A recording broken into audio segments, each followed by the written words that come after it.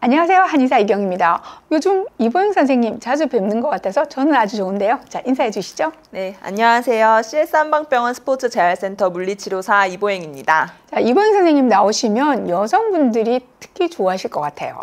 전번 다이어트 방송도 도움이 많이 되었다는 피드백 조회수로서도 확인이 됐었는데요. 오늘도 여성분들, 특히 유방암으로 수술받은 분들에게는 특별히 도움이 되는 내용일 겁니다. 유방암으로 수술받은 경우 두 가지 대표적인 후유증이 있죠.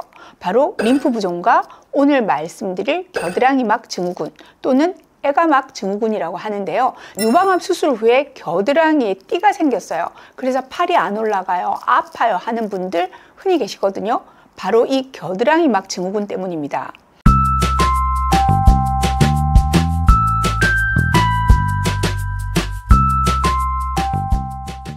좀 생소하실 텐데요. 겨드랑이막 증후군은 겨드랑이의 림프절을 절제하는 수술 후에 겨드랑이막 증후군이란 이름 그대로 겨드랑이 부위에 섬유 밴드와 같은 막이 생기는 겁니다. 만세를 부르듯이 팔을 들고 거울을 보시게 되면 겨드랑이와 팔을 연결하는 라인에 힘줄처럼 튀어나온 구조물이 잡혀서 금방 확인할 수 있거든요. 이 구조물 때문에 가동 범위도 제한되게 되고 또 통증도 생기게 되는 거죠. 네, 흔히 유방암 수술 후 초기 2주째에서 3주째부터 발생이 되고요. 경우에 따라서는 수술 후 한참 지난 뒤에 발생하기도 한다고 해요. 경과를 보면 대부분 수개월 내에 자연적으로 회복이 됩니다. 하지만 이 자연 회복이 되는 수개월이라는 기간 동안 겨드랑이에서 시작된 이 막 같은 띠가요, 심하면 손목까지 이어지게 되는데 이 띠로 인해서 일상생활에 불편함이 생기게 되는 거죠. 장기간 비정상적인 형태의 섬유성 밴드와 같은 구조물이 어깨 운동성을 저하시키기 때문에요. 팔을 못 올리니까 내가 원하는 곳에 손을 가져갈 수도 없고 심하면 운전도 힘들겠죠. 즉 삶의 질이 저하가 됩니다. 그리고 이 상태를 방치하면 안 되는 중요한 점이 또 있는데요. 앞으로 진행할 방사선 치료에도 영향을 미치게 됩니다. 팔을 위로 올려야 하는 방사선 치료 자세를 생각해 보시면 금방 이해가 되시죠? 그런데 방금 선생님이 자연 회복이 됩니다 하는 말을 하셨어요. 그런데 이 말만 듣고 이렇게 생각하시는 분들 분명히 계실 거예요. 팔 올릴 때 아프기도 하고 그냥 안 쓰고 말지 뭐 자연이 나을 텐데 그냥 두면 되는 거 아닌가? 네, 서서히 회복은 될 거예요. 그런데 그렇게 방치하는 것 자체가 겨드랑이막 증후군을 점점 심하게 만드는 요인이 되는 거라는 거죠. 팔을 쓰지 않는 기간이 길어지면서 자연 회복이 되는 시점이 점점 늦어지게 되고 겨드랑이막 증후군이 장기화될 가능성이 높아집니다. 팔을 계속 쓰지 않게 되다 보니 해당 부위의 근육량이 줄어들게 되겠죠. 그리고 사실 팔을 전혀 안 쓰고 살 수는 없어요. 통증과 운동성 저하 때문에 비정상적인 움직임을 가지게 되고 다른 주위 근육이 혹사당하게 되는 겁니다. 그 결과 통증이나 운동장애는 심해지게 되고 때로는 유착성 관절낭염, 흔히 오십견, 동결견이라고 하죠. 그런 2차적인 관절 문제로 이어질 수도 있습니다. 자, 그럼 어떻게 해야 될까요? 해답을 알려주실 거죠, 보행쌤? 네, 맞습니다. 겨드랑이막 증후군, 마사지와 유연성 운동을 통해 이 띠를 한번 풀어보겠습니다. 어깨도 유연해지고 통증도 함께 잡으러 가보실까요? 먼저 겨드랑이막 증후군 개선을 위한 마사지입니다. 마사지를 위한 자세를 먼저 취해 주실 건데요. 손바닥을 완전히 편 상태에서 손바닥 위에 쟁반이 하나 얹어진 것처럼 손목도 뒤로 펴주세요. 그대로 팔꿈치를 90도 구부려 줄게요. 이 상태에서 손을 옆으로 가능한 범위까지 올려줍니다. 자, 이제 띠를 만져줄 건데요. 손바닥을 완전히 펴고 먼저 이 띠를 가볍게 피부만 움직일 정도로 만져주는 거예요. 이 띠를 따라서 수평 방향으로 움직여보고 수직 방향으로도 움직여보세요. 이렇게 원을 그리셔도 되고요. 그러면 이 피부가 잘 안 움직여지는 방향이 있습니다. 이 방향대로 살짝 더 단단하게 접촉한 다음 팔꿈치를 펴면서 어깨를 더 벌려주세요. 약간 찢어질 것 같은 느낌이 있으면 맞습니다. 그런데 너무 아프면 몸에 힘이 들어가니까 약간만 불편할 정도로만 시행해주세요. 그 다음 이 팔이 대각선 방향까지 올라올 수 있게 되었다면 이제는 손가락으로 좀 더 강한 자극을 주면서 어깨가 완전히 올라갈 때까지 시행해 줍니다. 그렇다고 손가락으로 너무 세게 누르지는 말아주세요. 이때 어깨 위쪽이나 뒤쪽에서 끼이는 느낌이 나거나 다른 통증이 있다면 어깨 관절 자체에 병변이 있을 수 있거든요. 더 진행하는 건 추천드리지 않습니다.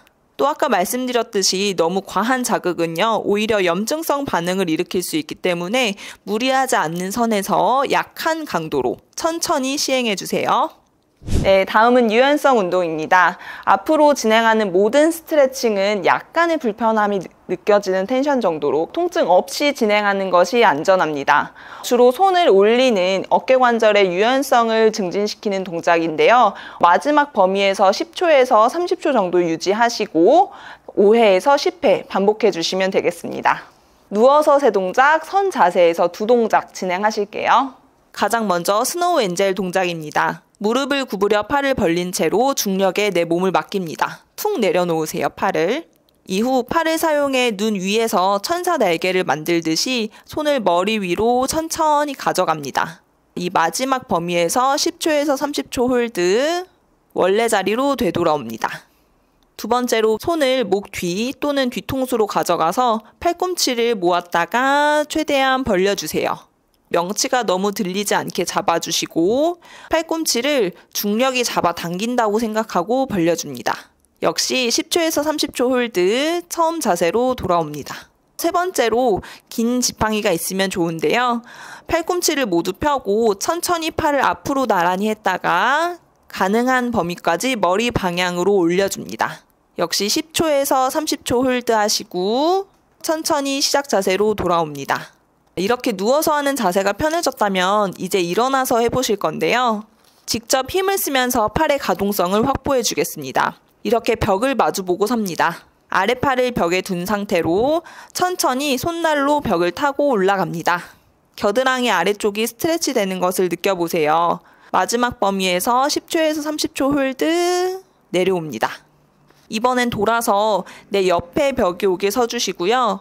한 뼘씩 천천히 손을 올리며 팔을 올려줍니다. 이때 몸통이 너무 나가게 되면 어깨가 스트레칭이 되지 않으니 주의해주세요. 10초에서 30초 홀드하고 늘어나는 느낌을 받으셨으면 시작 자세로 돌아오세요.